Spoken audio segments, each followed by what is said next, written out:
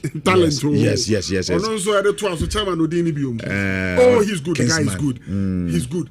Sir Prince, there may have me home because only he needs no introduction. Oh, assistant him dada.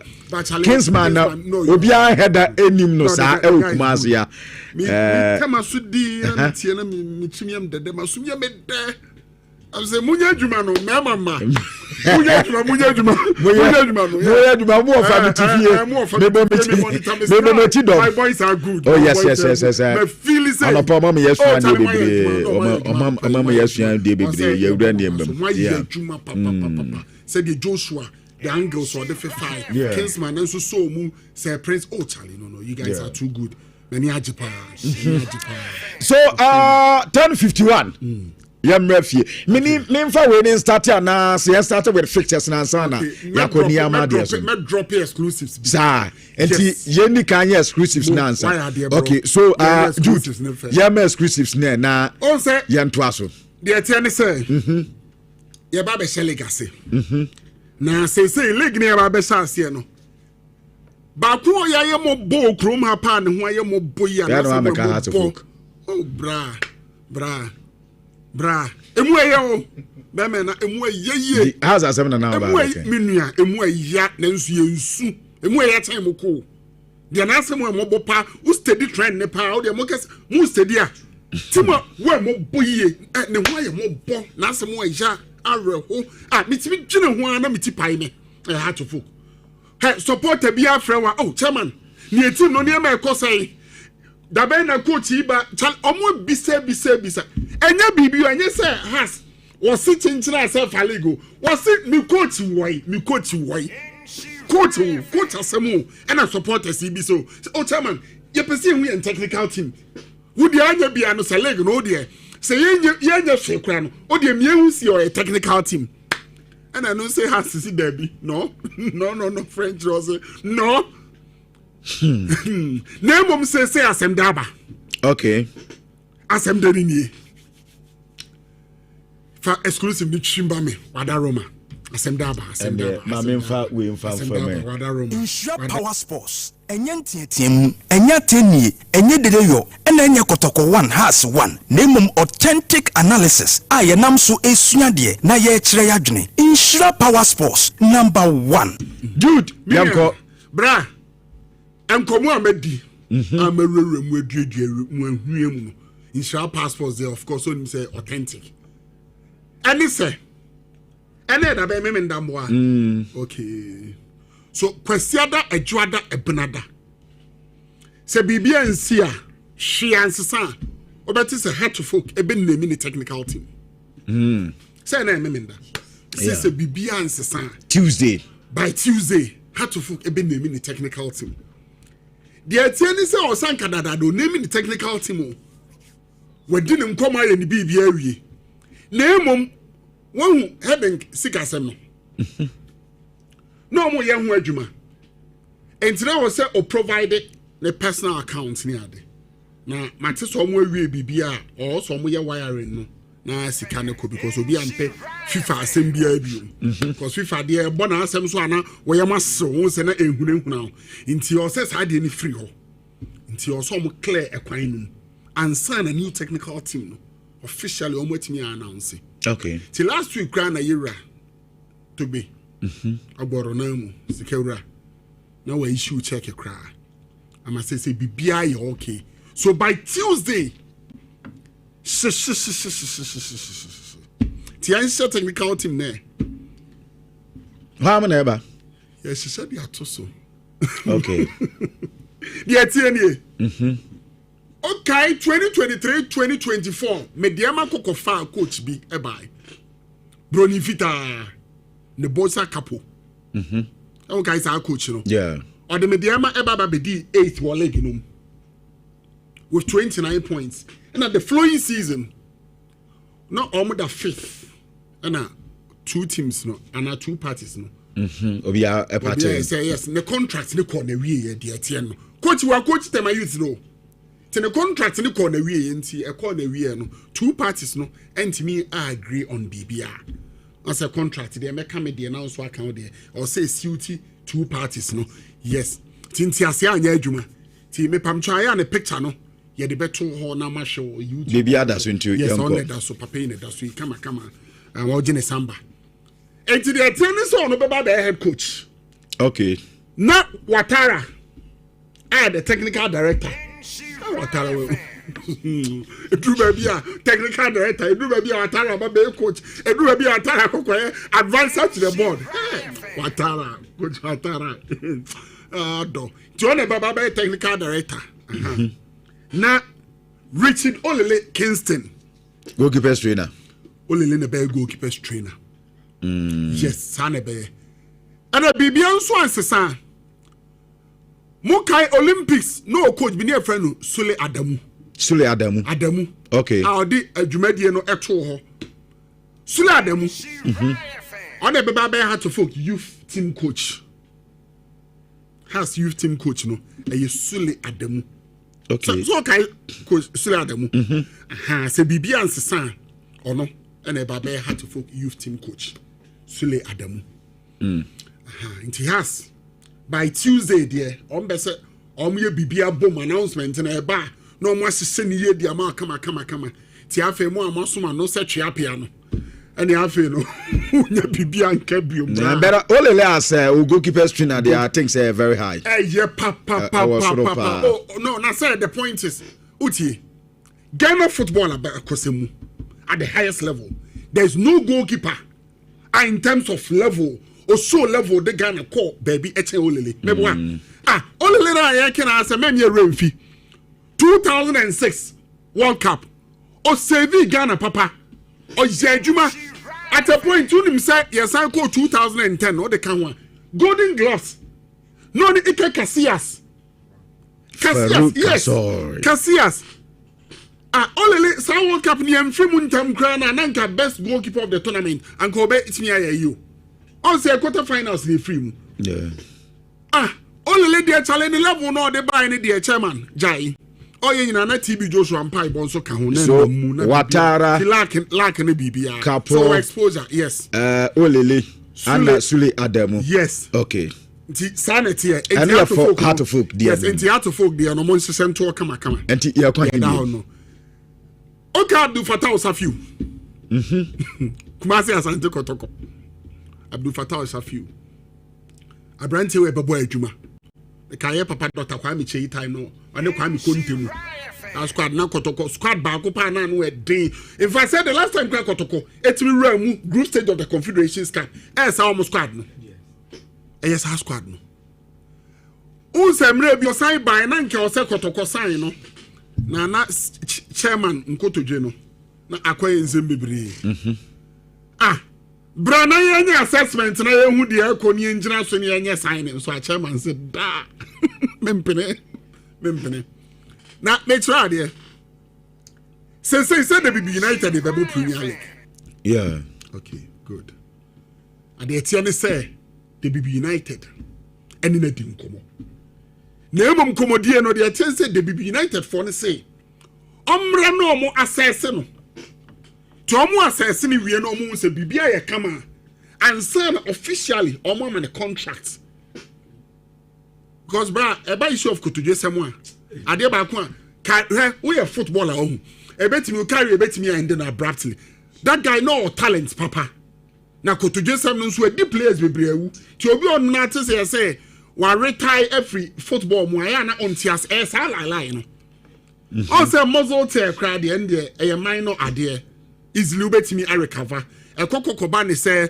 metatarsal me ka ona nso ani ade nyina no na enyehu na emom Kotodwe udi agra ball no wawie na akra ona mo ebra so nko toje ehun kan so nim say this kan wa so be yes pa kan wa so be yes tinyame pa people should stay tuned. Okay. From Monday con exclusives no yasa abone be the baby united one the baby united na wonim say coach no me coach na sign it should be 204 205 so time no division 1 on no yam Puasuma United head coach na so what coach Olympics now? Yeah. So Didi boys na Didi training. And tell me I can't fly since coach. Metaka said coach ba ko na me pen wo Premier League ni ma hwere no. Because minim na from afar me there him so a very good coach pa. Very good coach. Very good coach. And that coach yeah heard the way no so be see akọ. So yeah transfers now. Yes, na yeah transfers so nyame pa. Okay. Monday you be drop him all. Okay. Now bro, I mean sign ya dey be nchiro. See about be new season I say. Yeah. Na season wey dey tie me say omo pressure wo mo so yie. Yie pa ye kotokone house. Okay, so me starting to say Abuaje mame Ghana Premier League fixtures no why week 1 no Ghana Premier League fixtures ni week 1 the baby United first game omani Asante Roko na elbow monfanche de wo musi no facility kakra nti no man hwe ya mu nti madawroma say ya net ye beta me madom na mahu matches ni ye week 1 no the baby United ni Asante Roko na bebo Port City and Asante Gold 04 ana anya aba fresh for me no aba fresh for me no ana Hato Folk and Brekum Chelsea ana bebo Basake Holy Stars and Swedro All Blacks Samates and Kawala United Visin and Young Apostles Dreams FC and Mediema ana Betemi United and baby and goals as na Pando Heart of Lions and Diana Stars abo eno Vic 1 eno no sa pepepe na esi etie enti aza yakono ye behwe ye big clubs yeah, but of course first 5 matches of Asante Kotoko and I had to folk dey see etimi du nkomo yie pa. Okay, so na me dey man so metre na dey be also ye careful. So why first 5 ni na na say first 5 matches no yes my okay na ye bedi hu nkomo but answer na no yem fefa mu a yem fefa fane ma bi mu na ye nwura league no mie media steady idea be critically me dey ma teach you na sade we be kodi ama no but before me can say asem no mumfu adrim na dey bi so leaks we are seeing now leaks we are seeing now say no let me catch as a matter of fact and I teach you the munim no say ye Europe say ye Africa the munim no unim leg back ku emu aye din ye pa e bia ma adwene ma so Ghana Premier League emu adin papa munim dia ma emu adin mun se bi ade bi me patrol the past 3-4 seasons to almost 5 seasons ni most dia season bia no yenya new winner na yenya new winner mu de most this ade critically Mediama 4-5 seasons ago and I'll join the first league title meboa good Samatex eba league no Samatex etekino less than 3 seasons meboa Samatex enso ba beje league mun trend na ekona ade na mani yehu no Samatex enso beje league o shoki obia baby any gold stars anya within 3-4 year period na gold stars enso age league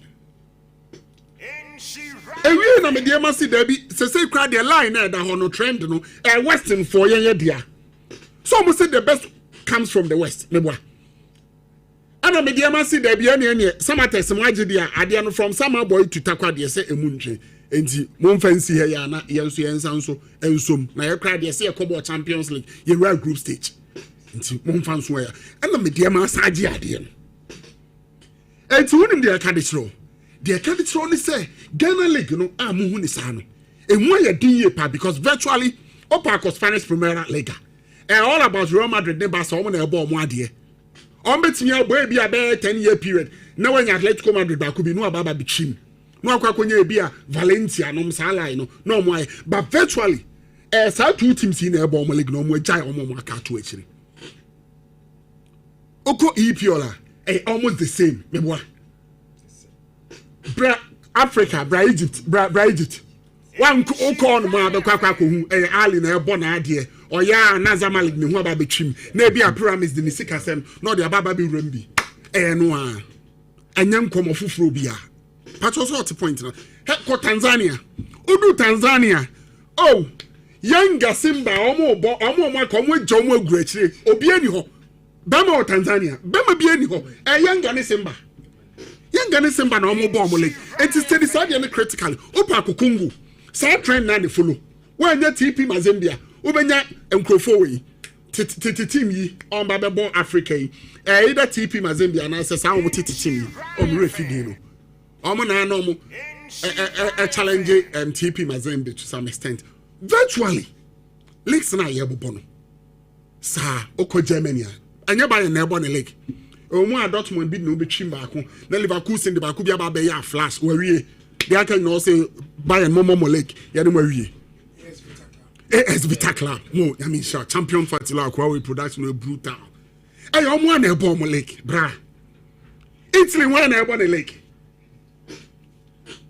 Italy one Inter so obo league no tete na mo be ka say the all ladies of Serie A na mo be kwa kobo Juvedin na AC Milan so no e ba Europe no obo ne de Inter bon league and to study at the end critically oh pelega ko France crowd no podi ye moso no crowd ye moso as if him PSG no European crowd na sa no European mo sa rap na wa o she ni sikasam the talent o European crowd no ono crowd o sanke yi no na ye twen do Champions League se be board ye na munjai mo no ko mo e mo league to study at the end ye pa na ye league na mo hu ni sa no ye league ni mo e ye because Uber link here about receiving FA Cup.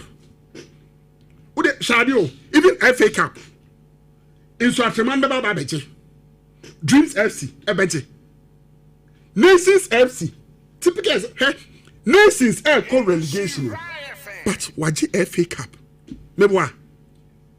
And can be being sure about Ian Lake, no how we sit here. And Nations near Kano. About 2 seasons ago, no contention so winning league no. Bro, when you me point me when you picture me even crying no just starting season and say no be any say nations at least anya crowd there the top 4 there nations build them I didn't who brutal and a league so boys ni mushe no aye league baby any go stars ne kotoko be bo timi cheche no o cheche wi enso anya so ohuru wi anu asase waguso am say enya no o sell sa media mamu sa na omo die senior si obeka tro se be ma me so open ma ampa so obesa wo tijo o study league na ya league ni mu de papa na mu adie yes you are in challenges we know obi antimi njane from the challenges yen challenges e wo but so can say o sha de ni generally the competitive nature and can league ni e pa Pato ajuna ba so de and can league near pa because any league straight away over the case e kotoko de has dia na has na mu o person say how difficult a league ni city has na mu the past 2 3 to 4 seasons na if no chifa ne bo e duru ba bia final day ya bo first half kura wie ya bo first half wie final day matches no first half wie na ebetemo na brekum na ebetemo ya bo first half wie yes how to folk eco relegation. And I know how many between. Oh, say yes. Oh, say if you bought first half real. Now has echo relegation. No can relegation team so. She has level in status in stature. And so now no battle with. Now say relegation no. And yet battle in a way so I say you good for Alec. Wouldn't the money you good no. It tells you say even has with the level low. Baby I was born a football bra Edru. 4 5 seasons ago ya no. Some more bwedu. Edu omo san agi bibia e wa ye league num na o battle with relegation a won say na way eh atre say obia nya obia ntia ma MTN FA Cup na omo nyum na me dey obia nya obia ye nyina ye pe o senior obia nche obia chairman ya bo ade na tumpro ye mbo and new entrant no mo ban boys near stubborn brutal anam kra ni mushe me sa try dey be trend be aside ho Masha in Saint Cup no mo bono. In Saint Cup. Steady idea be. Open pre-season back. Oh, I cast obi and a good pre-season in Century Cup no more. Steady in Century Cup starting. Omo moji and let no more moji FA Cup no. Omo free cruise in Fisa in Century Cup. Mediama FC in Century Cup. Or a defending champions of our league. Meboa. Dreams FC AG FA Cup. Dreams AG FA Cup no. Me a ring fee. Dreams FC in Century Cup. Meboa. Dreams cry they say in Century Cup no or no at that. So almost say 21st, 22nd, 23rd. Now Dreams FC and a defending champions. Some okay. In Century Cup. In Swatreman Kobo in Century Cup. You really no fire in FA Cup. Meboa. Bro, I don't know about so. Summertex, Ecobo in Century Cup. Summertex, Epa Lake. And in Century Cup, now moves or mobile. And trendy be a sound so. Almost mobile in Century Cup, no. At least almost first 5 matches, almost the bear 12 points. And a chance here. Nations FC AAB. Mediama Muninabi. Mupaya mun check a trend there. And to a proper pre-season back one Ubenya. A San Century Cup no mobile. A good papa, a boy clubs no. Once the first idea about Kwana Airboy Yepan, as I got top 4 9 years. Yeah. Naga got top 4 no. Your boy a prepare clubs near and will be a day. And to Obu Yesana or 6 seasons Nasia. Chairman Jawunti. Because I want the big clubs in the now. Exactly. The last edition Indian Century, the Adriana Stars, Echo Bobby, yes, Ubenya Kerala United, Ubenya Dreams FC, Ubenya Nations FC, Mediama, yes, Mediama. Yes. I know the leg title. What the media mabo only a piano now the nations are very from. Yes, started season now. You know, sir. What prepare no grounds? Why are there? And no, make any Allen Kensem. And a Brossan study another trendy be. I was a mediama, especially say Nations FC, they are on ball be. Yeah. And to say, Asem, here, so can leg and common nations, Asem, here, sir. Name on mediama, make some idea be. Unim teams in normal about Africa in recent times. Africa no any huge effect on them. Obekwa kobo or betimi aginisiko benya exposure na ni beje. But obo Africa we pe check in the leg no baby odi. Dreams FC ekobo Africa. Obo ya command zone okodu semi-finals impo. Yeah. Dreams FC season no nyame nko a nkanitite nkoko odi 9 for league no. So I say this here. Good. Summertex Echo Ball Africa. Summertex Ball Africa we no. Last season no league will be 7th. Mediama na muko ball Africa. Ya ball league we okukudi 8th. Africa no boy no GD mediama mu or the koko say 8th. Unim, baby any gold stars. Any team I'm studying in recent times. What about Africa or we no? And any effect on the team. Or places second or leg no. And see say oh Africa there, oh Africa. Say someone near me because the danger ya na wa de no ni. Danger na say oh Africa no hu. Boy tofi no team. But all two kind no Emma a bread eba wafen. And I'll be you two key players. And to you two key players, no. So when you squad depth, ube we no bra forget it. It been a huge effect on your team.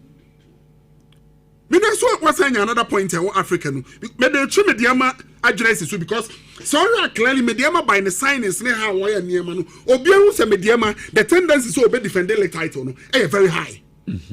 But in recent times, I did that no. And then the last time we call a DSC because first one, Kotoko had to folk no. The entire mobile Africa crana still almost to symbolic no. Kotoko to me tell the team mutu. Oh, if you wanna come challenge cap. Second team never to me as a team. Second team no so say array of stars and a waha. And you all wanna come challenge cap and no. Oh yeah, squad na we training so hu. Has make at a point. Ultimately, team mutu. All Africa na all dominating. All bonning in the team no so hano. As a strong team. Into Bama or Africa we by Ankano. Still leg na and the abradia. So And 33 years, Mediama also a person or Jelegano. On the signings ye. And yes, I have a Africa, unambe Africa ne boa when you school, when you exposure to be himself feel good factor no ho. And to buy the ball leg ne and can automatic idea the man am boa. But the stress are a womb who took quine the any players now produce baby on psyche because obi am person be pra. May preserve me idea about Africa. Tis our teams no stadium year. A drew Africa time now. No more say a drop it. Leg no obo some results no ban e ba form.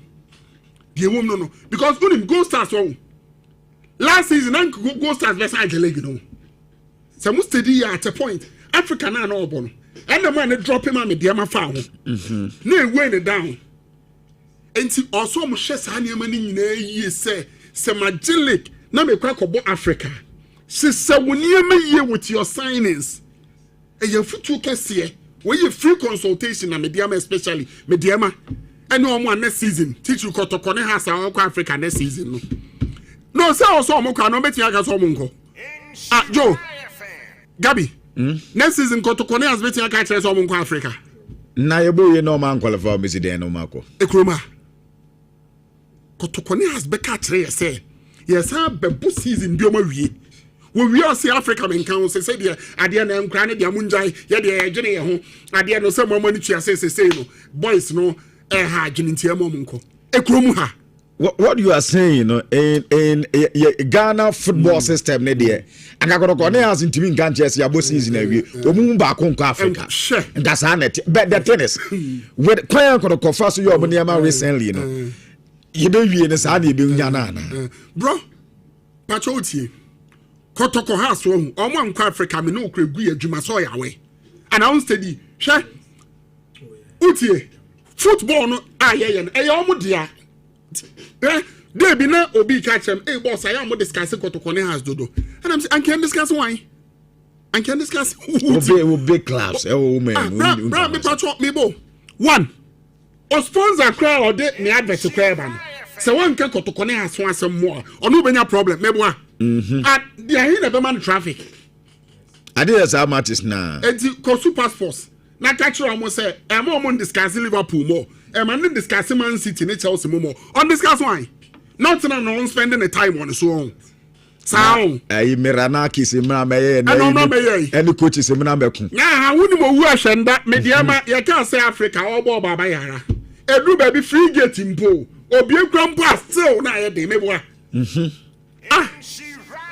Adamam for refiana Kotoko bo Africa no ne cotton sport garuwa mo elbow Ekroma ni ehu sika ye hwi wo ha edru ba bi kra refi say ka for cry say o pese anka finance so some te say no pese o mo bo baba ya e de ntia omo bo Brazilians no Kotoko ni has no me see nipa ne kan na bisa say chairman pacho I double FHS club of the century 20th century no me pacho ye de ma uti mo why na nim no has a libre ya no prepare and go relegation no edu ka say how to for relegation na Anka BBC Africa headline story by the but me pacho say in Suatremanko relegation po FOB FOB because Korokone has soon na be gina na dia akwa first brother so na nketwa ne so there be all brand it say me nka say in Suatremanko relegation am do mo na jai ball ne bo how United jai ball ne bo no BBC Africa be carry story no or the other there be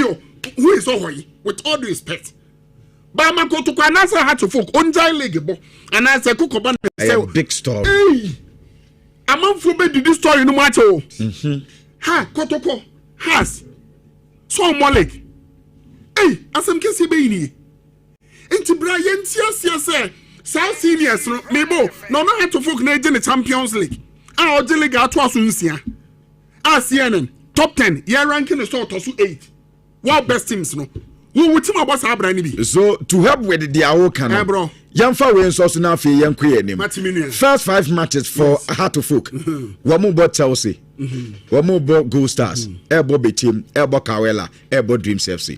That's for Heart of Folk. Asante Roko, Ebo the Baby, Pandu Heart of Lions, Samates, Ebo Diana, Abo Kawela. That's the matches for Asante Roko. Yes. Bro, make sure there. Kotoko Heart of Folk untutu ni because league nobody in the first 5 matches. On me agene. O first 5 matches fixtures no. Chen na be ma momentum no. No edina so. Utimi gyina so na Joe points gu a wawie. Ubeti like na ho na Nhyira baby a secret no. About 80 to 90% of the teams so omo league go Ghana. First 5 matches. And onim club administrator bi onim football no oteball na se bi ahu. Ya de fixtures ne by na de aya na omo twen no. Ye bo season ni wie ne ya ba be she new season ase a. Omo mo ambition pa na omo ani abre pa no. Fixtures no twen. Who fixtures na first 5 nights and in Nhyira bia. Who said you are in Niama, no operations, no said your sister no. Uti, ni bi o ye bi o ni say kai first 5 matches. Meet me target points we na me nya me wie.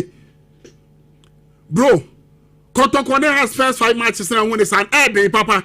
Ah, meba Kotoko but they be first on. Yes. For my you dem be so as any for my Oh, sir, pedigree now they can there. You say, sir, for Makotoko. Matimini and Yamin say, praise and Casper, baby, there. Or see the BB dear Becassa, I had the Artimini and Yamin. The quote now means to me, no, I stubborn. Bra, Niama is stubborn, bra. Apart from Niama, makes right here. Give them who ye the Makotoko. Wouldn't be you. The BB, now I can won. Oba Premier League, no. Wouldn't you, the BB. Home. And then last day, the BB were cast 6 matches. No, say Prince Minty, who are qualified for playoff dada. Okay. I can't last 6 matches. No, already no are qualified for playoff. Me come for you natural year no ati ade na see ye. I told you home. Only the only team or team said the BB on the home. And unity. Unity no kwa send the crown. Not the BB are qualified on no way. The last game. Your best no other into no any CSN no. Your best no because we qualify for playoff. I'm funny key players mo. Key player cry na be jina mu cry no. Usuro so obi pra me boa. Etian so. Your best so enti ono ni home ni say e difficult grounds. Na be asan ehunye. De bibi se mu refia ma menkai ma de ba ko. FA Cup time na na e FA Cup match no mo am na FA Cup no. O guys on bet see kotoko nkra no bet see kotoko. I said, I don't get here. I'm quite a boy, but true food time and me run. I'm be trying for one. Oh, surprise. I'm be trying on a 2 6 on the Bemma. How can find some boys never say for one? Yeah, be me kai come poke cran take canum back with the Maya. I'm strike a beyond. Now, Musha ye, Kotoko pen. How to folk air pen. Nan say, cried summer text and so do one Jim. The next 3 minutes we from my striker no kwam yenchi. Bra, boy no.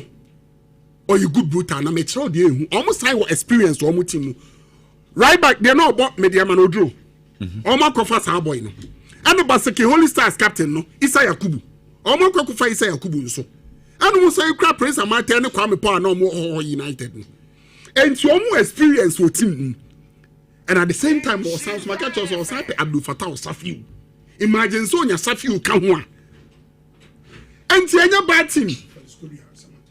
Some test Felix Kodia. Or no so called. Yes, because now Omudi won't come up. Now I'm so officially I confirm. I confirm. And Felix Kodia and so I come. On also Premier League experience. Brajai. And not for what? Okay. Yet the Kodia young crab. Hey, so then the confusing by what the boy 4-1. Almost strike an American. Of my 17 goals in 25 games. And to me, I know one has a con who. One play, Crobby, I am player per Brantiano. And some conference that. Which are Division 1, so no boy a day. No boy a day. Because senior referee, new officiates in Libya. Quite player and Crobby feel you okay. Me say playoff. Within 9 minutes, no boy, now but 3 goals. Playoff no. Okay. How many Tamale cities? Come within 9 minutes, that's how boy now make one but 3 goals or really over. Enti, and you fancy a trim say. At the end, okay. Because Metro and only more so cycle on the money. A hawker, ya papa, ubre, a quine here. And to say, would do Tetimana. This will be fat wincy. Once you are local like me and your dear training the chum. This will be fat wincy. Now I call. Now be to the afa with him no. And now free hands so konaka so be fa sunyanya. Just on kokofa sampa road. Because of omo kwan na e na benya kwan pa. Bra. The baby there. Bra. No mo see on so no ya ye nento. Aye. So me ba. Richard into Jack. Lie ni no no. The trouble and honorable Alexander Ababiu. For near mom. We enter me kasa lie ni nento. Into operation CEO or your operations are and when honorable Alexander Ababiu at least was experience papa in the cover before so bekaya ono saka down da munyi no ni mo ne nkra time na saka down yes nkra bra anya dia efo okay yamra heart of folk dia so baako menya baako ba time na so problem o dia bro nya me pa ajuada no problem ni ho ajuada me live faces dey message dey yes ye be do come 1-1 ye be do 1-1 Kotoko first 5 matches ne points obenya enu mo mbeboa me fa ne sa mo fa ma me ne points maximum man 10 points Kotoko out of 15 no man 10 points Heart of folk we dey for hearts and so dey according to Heart of folk ne first 5 matches has and so aya dey pa no has or between 8 and 9 points 8 and 9 points okay sir yes ye na ebre wo ma ye be say bi koma kakra to aso but say dem di kan omo league no ma ya fio ba ko league ba ko age FA Cup omo fan so omo trim Sir Prince ma mintio onim World Cup na ba na wie me ya na aftermath see ni na ya na me pepa okay skasem ne kosan di kunyaye edi ene edi ye wo ye country nim Mr. Jude di nkomo na me hu say wohwe the way the competitive level of your league in city I say a costro more because a league since 2020 only one team na 2 times which is Mediama.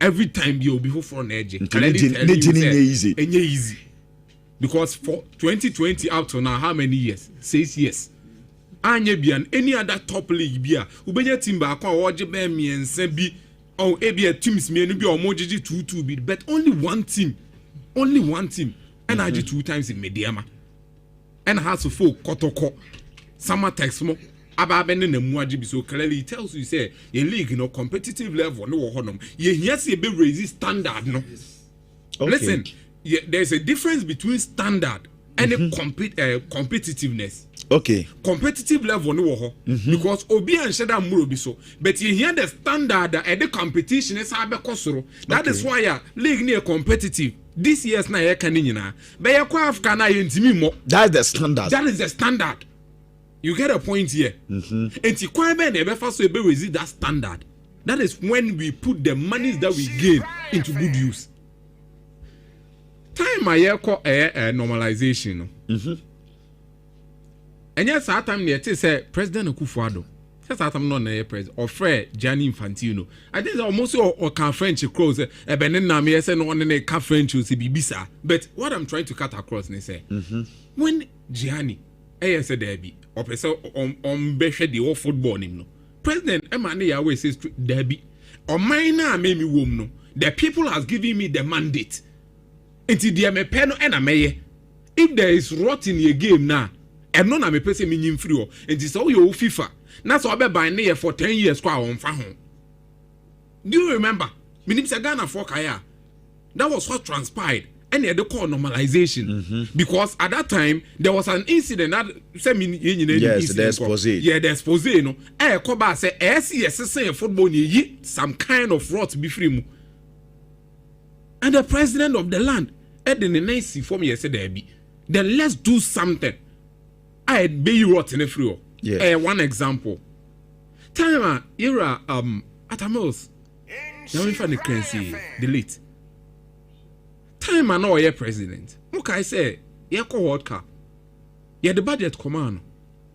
Emma, na Ghana for cry the eye series. He was asking, say, na says can now modest budget now, but no more just can if you want. Clearly knowing say, or no, no, my face can if you as the government. But he asked them, say, says can budget now, my says can be nation, more Jeffrey here for trying to make you know, say. You first can rough. There needs to be account for everything. And Scanner the mom, no money clear to them say, may they bomb bossian because they convince him. Say, oh, World Cup no group stage, your amount be Albania. Forgotten the actual figures, but it was somewhere around 6 million, 8 million. I've forgotten the actual figures. But they convince him, Emane away say, oh, World Cup no group stage now. Umon Yerebias Case in Albania. And no, and okay. And I'm this kind of mammo. Muko nya says, can I make Bejama dear? That is what accountability is. You make sure say you be put it taps on you. Dia wo ye bia no ye mo ye hu de wom de etuamu say be enkofa baby. That is why you call World Cup no ba okay sa time no mo ye Black Queens na man ye de do mo kabini ade. The president did not bought to go say e hono de no menhwe mo first camera. If there is anything I'll sort it. You get a point here. Now, your World Cup we have, Michelle, that cited these scenarios they shall say. Sometimes, oh, yeah, proper accountability, and what puts some of Ed and Penyufono on their toes. Ghana football. Look, Sebeko year. Mamiya percentage we say. I think 30% ebe depend on the GFA. Around 60% ebe the ministers, the parliamentarians, the government. And also the last 10% because no matter what happens, you have a part to play in it. The America San Yako World Cup we have. Look, if the government really wants a game, they say in developing year, this is where we call people to account. Okay. How many World Cups ni Yako? Yako World Cup 2006, Yako 2010, 2014, and Yako Qatar 2022. Any answer about this? The fit one. Yes. But you must say on this question. And there's Echo World Cup. Now a blessing for them because the amount of money they get. But why is it say Ghana your first time they call World Cup basin there? Curse the amaye. World Cup no be a blessing for them. Yeah, the curse the maye. Mekasa maminchi man neti asi di inti mekasa a curse. 2006. You call World Cup.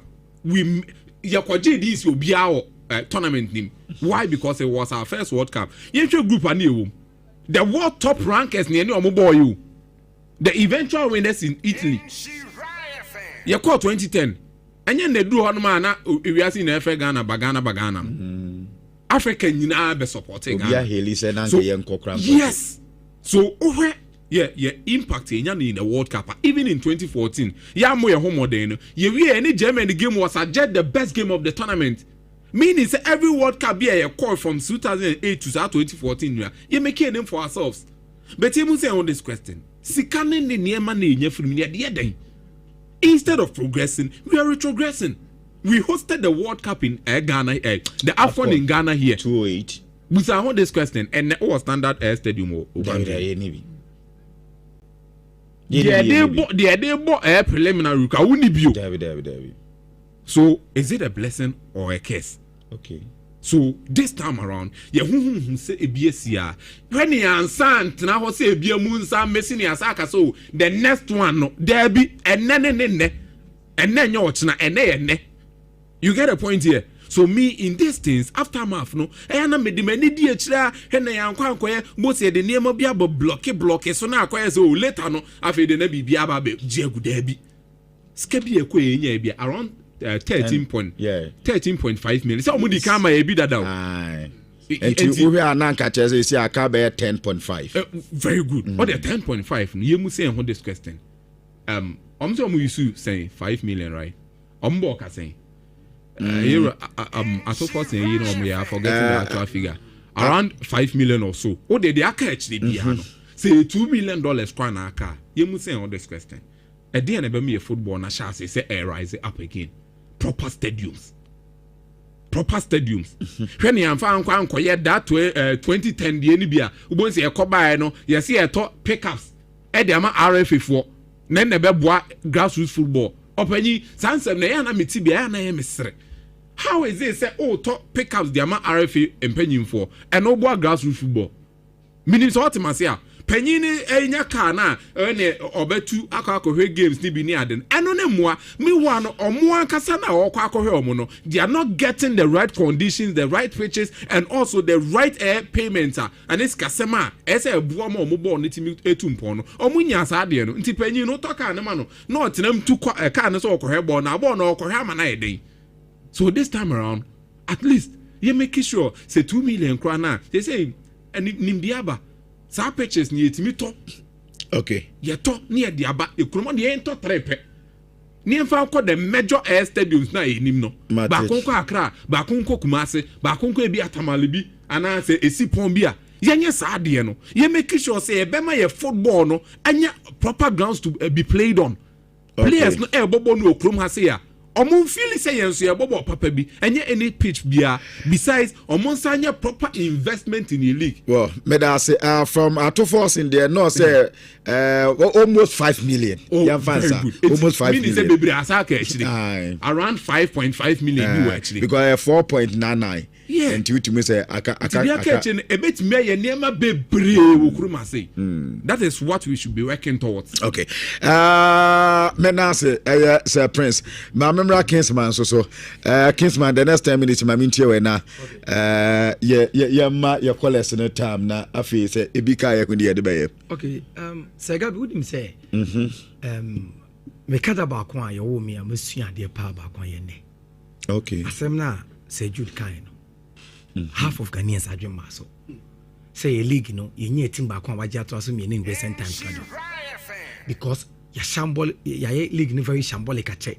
You underrated league, because of Nema B. The Yankas I identify and recognize how our league needs to be. Okay. Because Oko Africa, some of the countries that we've been mentioning their name, their football countries, they are doing their league very well, and yet that competitive to say, and as a Prince DBC to say. Ubetimenya league is very competitive, but standards never forma and kubibia. So the players will be fighting to make the league very competitive. And one thing I mentioned me they can so what check here teams in a beji league ni now so check investment or moye. Or the media Majid league check investment. Team here free some is it Samatex? Check it. Samana boy. Check in moye. Yeah. Even branding, jerseys, players or motor any ade. Nti say a league ni here. You need to invest before you will win the league. Thank you. Yeah. And nobody is talking about all these things. And yes, now because of Niamama League number. So what are the facts? These are the facts. We need to up the standards and the morals of our league before it will be known. Currently, as we're speaking, Kotoko, wa breaking James and wa kofa a coach. Standard ni be a thing. You say a club like Kotoko, and also a standard yes a consistency with Africa. Yem konokwa unya coach, ti Kotoko kwa coach in terms of pedigree, in terms of history will be. Wa coach Orlando Pirates, calf na pese agent wa kwa final ni bida. Coach no kwa na be age man. No, that's not the question. They needed materials. Politics ne be easy. Niyama coach ni pe obenya the serene environment to work with Kotoko. Those are the standards. House of folk. Yabo league abedu baby aye do ye aka few teams in the players now is scattered. Use advisingly because you now see coach. Until say be announce next week or something. Of it even a rumor. So those are the standards. Into a league, uti ensema say mo kana no pa yanka ensa isao. Secret mo di omo na isi form. And this standard that yeka say yempeja no is a broad conversation. The ministry, the presidency, the GFA all need to work something inside.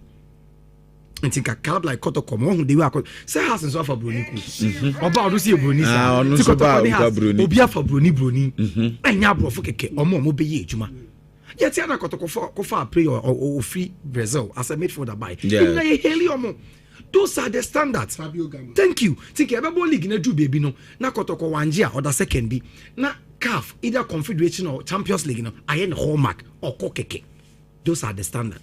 Because in terms of how competitive our league now, very evident. You bet me your factor they are back. But the only thing here, the morals and the standards are drop you with your league in him. And now you can't do hard. Inti, me for Messi Kotoko, so is a Kotoko appointed coach ni Eric.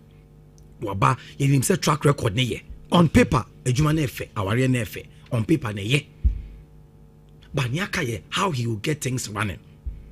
So Kotoko betina wa ma niema jegu na yase abe blame game na fa ma coach de ko. And at this time, are we putting things together? That is the big question. Because coach we no ho no. Ni save nefe. But ni Ghana coach e ko fa ni ba ma ye say coaches no, they be enye din nko so ye ejuma Portugal ni we ye ejuma. But ba na wanya the needed materials emfa. Okay. So coach ni kwa ye be ja no, I'm a player support your member. These are the standards you are talking about. Into teams don't know more compete. Okay. You're right, James Osai Brown, executive board chairman. Yes. Or catch a coach and say whatever support you need beyond the man. Okay. If you through the technical director, says okay. Or mama sutia. Exactly. Okay. Standard name. So we are very evident. Say koto kona ye DH no. Say the coach ne buy be man no kwama na ye ejuma no. And standard ni pija. That is why we see the glory days again. Has to focus so. E ye futu the more. League na ye ba be edui. O players go nya nyom nyina. There is a good side of which I will come there. But for now, standard na say Prince Ekanibini. By now ka coach. O biggest rival appointed coach I was starting. And for you know say Kotoko didn't come out damn be anymore. But so for Kenya appointed coach impo. Psychologically players don't know what is going through their mind. They nekoso. Would they prepare enough? These are some of the things we talk about. Elsewhere House of Folk one, I see World Cup na ye koboy any tray and say one area like Ghana say area one. You beat me a pa a goalkeeping. Unim say World Cup a boy and at a point in time I was very shocked. Say ye media no ye both the two do baby not even the biggest artist of Ghana Stoneboy and one the take his size. Artist Ziggy Benjamin Asari. Omo je shine nina. But goalkeepers trainer he answered that mona person I mean tiase. Is it Fatao? Yeah, Fatao da. Fatao try and say Ghana ye ye with adequate materials baby do baby embre pano goalkeeper and also your standards. Yes, standards na be no nti say you work off how do we call it Richard Abba. Yeah, Ole Kingston, a proven person only me juma na tie juma na say ti what page standard back then you need to have a coach or no so tie juma na say the same level nti only lay ye juma goalkeeping ne ko then on the pitch ne ko House of Folk call the glory days simple and they know better. So how our House of Folk are raising the standard and the bars for the goalkeeping side? And coming next season, Yensha say goalkeeper Ben Dema has. Is here the Agbesi and a small boy. Was it Suleiman or was it Bibisa? And Agbesi too is a proven person. Sa squad the ko not teach any idea. Nti when your goalkeeper no so betim ni na ye adwuma. Against Zamalek Confederations Cup. Ejito omeki e saves. Thank you.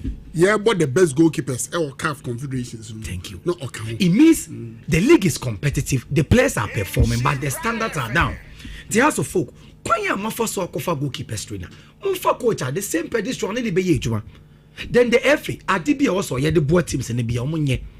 Na referees so the aba standard ne do officiating. The referees will also take the course, the mantle on themselves. Say, yes, you my league in papa kaka. Sanyama we ba, we are good to go. So these are the standards. See, I pay.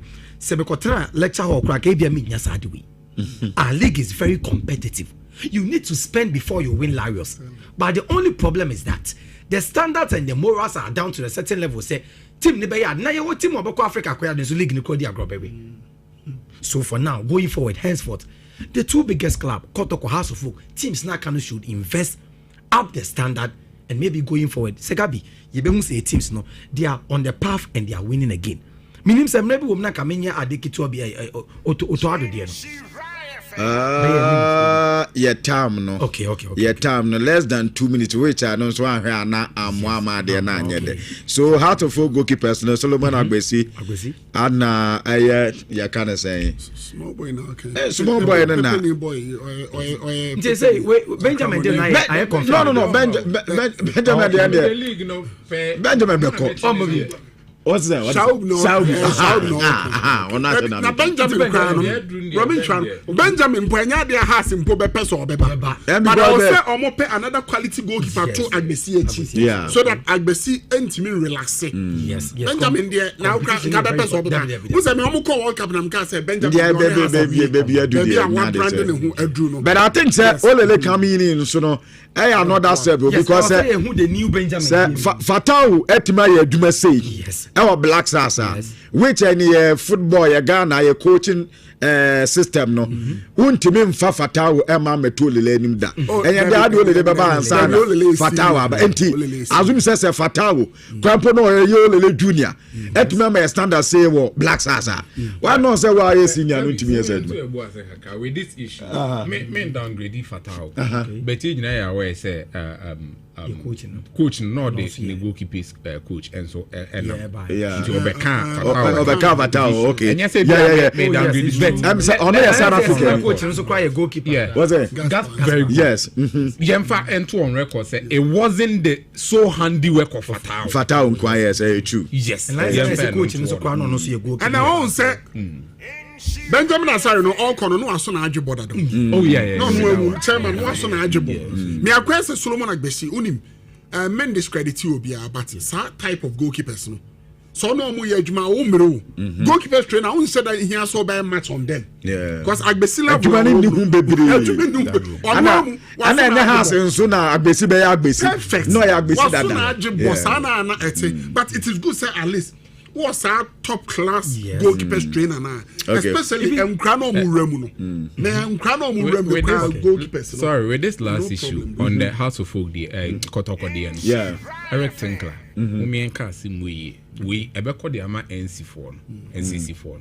Omo na enye proper communication to the fans. Okay. Eric Tinkler na waba no.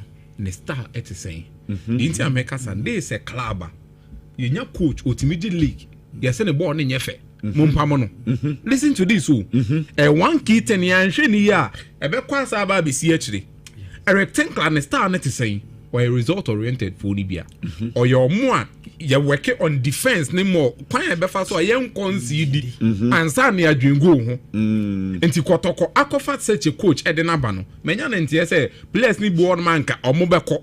Ah you say waka so omo nto obo no apese onya access. Vitinha Kotoko say e kan Vitinha. You be jawu. Or you ni pa ba ko a o ka kire omo say e ma omo nton. That's it. Be jawu say. Matisa nko bi. So ka ko si no omo nya sa communication e wo. Sani ebe boa fans no wa outside. Kotoko betimi ahase no omo nya results bet ebia enya ball na omo expect. Yes, the ball nyefe. Yes. It is so much for no about. Okay. So mind to that level. Yeah, my listeners in Sumrama 0322083581 0322083582 na onso aba mesro oba o radio set ne kan form na yin tietiem se na be onu anso betimi aba so bi halo. Gabi Thuram. Yes, sir. Yes, sir. Yeah, actually, Benji, in fancy, Syria. Okay. But in fancy, Syria, yeah, it's a good day. Now, I can't say, as a folk, I want to you, I can't get the one. I want you, a compass coming to give the money there. Let me, because you money. Now, let's not say about Kramano, but you were great and I didn't decide. I think I want the band. I feel the great Maggio. Okay. So, me as a coach, I use the man on Pamuno. And I can't say, I remember the so many mistakes. I'm at the young woman of Compano Bar, Vinicius Doko, Vinicius in a car and a currency. Place win Bob, Vinicius come with you. Only mistake of the quadria. Okay. Meda say, Mame Fufro, so hello. Hello, yes, sir. Frederick. Frederick Mbacho, I'm into you. My analysis, I would say, to crime, the shrimp, the Munti, and so they did a Munti is there. Power sports, Munti, now some company are 100. And it's all. Okay. Meda say, Mamin come in my hello. Hello, Gabi. Yes, sir, boss. I okay, Joe, I'm into it. Yeah, mechanics. I want to have first 5 or not. Then can't call first 5 on. Now, so it means when you have 8 points and then Papa, I can 9 points to be crampona. I got then the first 5 while it's not here, you know, got then But the other thing, you can't bother the other and the boys. Okay. No, to tell you, I'm why. That is Yamakon. Joe, I'm also with us and come in. Hello. Hello, Gabi. Yes, sir. Now, for me. Nyamia Dumo within. Okay. Grace light water and Casape. But you will know for me now. My idea, little more bus, more being from Papa. Nhyira Baba. Okay, yes, we that's a pa. Hello. Hello, Gabi. Yes, sir. Quite a big man, the number 2. Oh, big man, improve me idea. The battle of me, Blam, I'm into your way. But that's the kind of Konya, dear mammy. Gabi media, the American say Ghana football. You video dances a term and your coach name. You can't say you under one. Sometimes Ghana you football a wash up pound. I let the groups and more time on the coach, you know. Means to me when it says I will call a French countries, yeah, they say you know more under 17 under 20. You know. It's Ghana you call wake up na Yakudiano. Mumfit Ghana from. Na mo fa nye football no adwuma because o man the ball ye pe. But you could deep and ye scan ba nya be diska no. Ni ba nya be diska no. Morocco no mo ya de ade mo nya no mu dia. Ko football na nya sa o. Ti this round no. De ni ji ade no ho de ye nya ho time. Okay. Ye ho nkra no na ye mfa mo ye bra me da se. Me da se, men come in me hello. Fantastic man. Adwuma raba ko be. Kwado for we are better market to supermarket. Unia, in share some dear 104.5. I'm choosing the better material. Then come what can say, which I get to be myself. Say to Rayana. You see, Sekoto Koneha, Chamusolitina, and Penifo, and much basic because at the country I make as I said, Sekoto Koneha, I say, you know, Mummo. Chance is saying on my young people with you. Form native form. Now, I have one check. You see, I could continue to pray. No, Bianasa, and name it Yama, to prayer. Nako to come here. What am I going? This is just fine. Sanya Pau. And you see where my gate. And see Basuna. And see Piet. You are to yourself. Hey, la. Yes, Ramping for. We need to create. Now, we need no French, but no. Gonna be okay. Kwado me da say hello. Move out from Mami. Hello. Minga panyina sundrenka o. Hey, engineer. Abrante bi da o ya gas over Kumase no. The crucial. So run about we be a police for no nche mu ha na ewo. K edu. Sekese ne de o maka to say wa abo aso to boot ho no. Frem so aye na chi ha na me wo. Da ayi kwa tie for the say mama to bi wan kwanche no mako hihie o. Na we obese. Na yi fatulos misazo wan kwa sori ana. And so wa sori a. So we tie bi de kwaso o man no makaka. No. Me no ya adwene. Ke adu me ntie. Company for no ma me mo adwuma pa. Na me hira mo wate. Mo say house of folk Sule Muntari ebe coach. Yanka Sule Muntari be head coach. Get we do boa. Minim so boa. Oh. Sule is a house of folk said the SCA jira na so no. Is a goalkeeper training no. Olele neba. I know the olele neba. Oda the way the one come out. Bansandi ama on. There be. So and Sule Muntari be coach ama house of folk. Now only let's why just a team big what I see was what. Yes, I tell you, go back to my house of folk with that. Never team in what I see was so. At this time, go for me, go for Bruni, coach, and they say, that's almost Bruni every now and then. Oh, I said, I would say, oh, I did you say, you're Bruni, so you're Bruni, and you're Bruni, but how the folk go in the day. And a coach also be coach and Sanda do be training no. So na bond mo be yade. Okay. So na mo be yade to na mo come to me why? Yo. Papa ma me nua no so mra bi. Okay. Yam fa tu bi nka ho na yam fa sialo.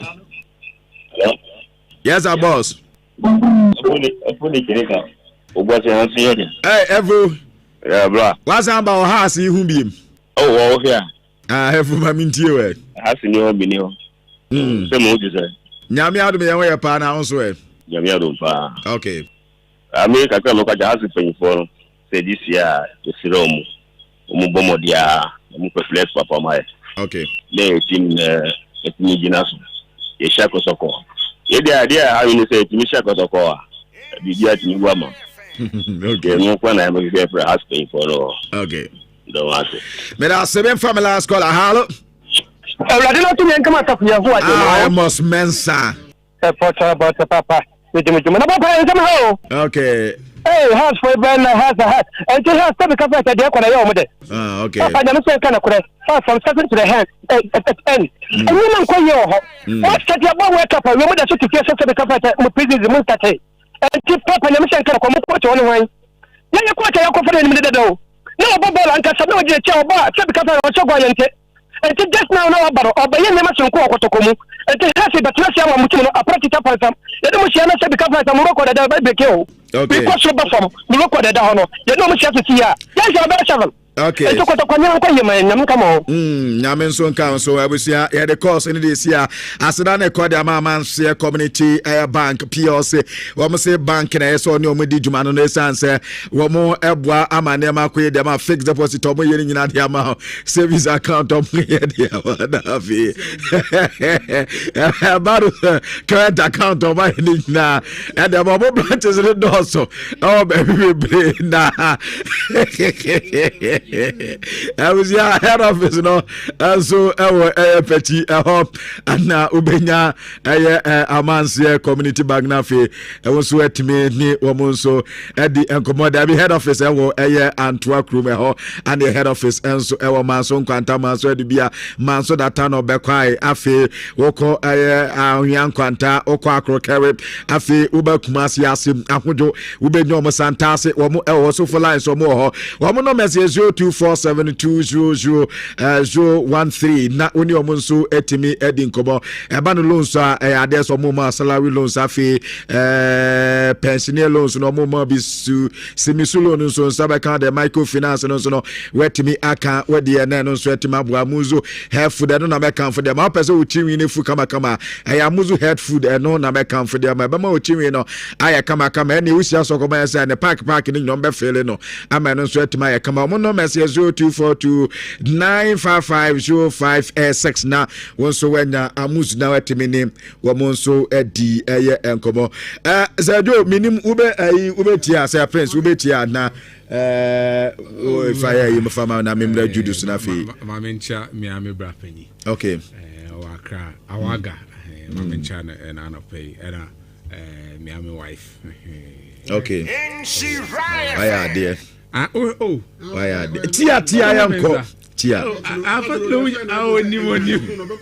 sorry oh I'm in charge my friend I don't pay okay what they saying I have friend Stephanie she say Mrs. Stephanie Boateng okay Mrs. Stephanie Boateng okay yeah now say judo uzu ba for ya me na ye ko ne nso no sa ko fom na ne mpota mu a nipa ba ko no bia obo ne di obi agina tum yendi no ho agrokra me yatanitu on the catch say he's the people's choice honorable Desmond Afuakwa from na the MP ba ko pe ono an e neighbor on anim achi obi ani ho Desmond Afuakwa the people's choice yenim wodada na mechi ono nso na me san chia nipa ba ko aka okay the super fantastic duper Yera Koka chairman 1 so anitua chairman Koka yeah. Oh I care for you come on Debbie asantman chairman ba ko pe chairman Koka baby obi anyamisha we guy too so bye Gabi Thuram Gabi the foreigner we fama me na me family dey na family we ma na okay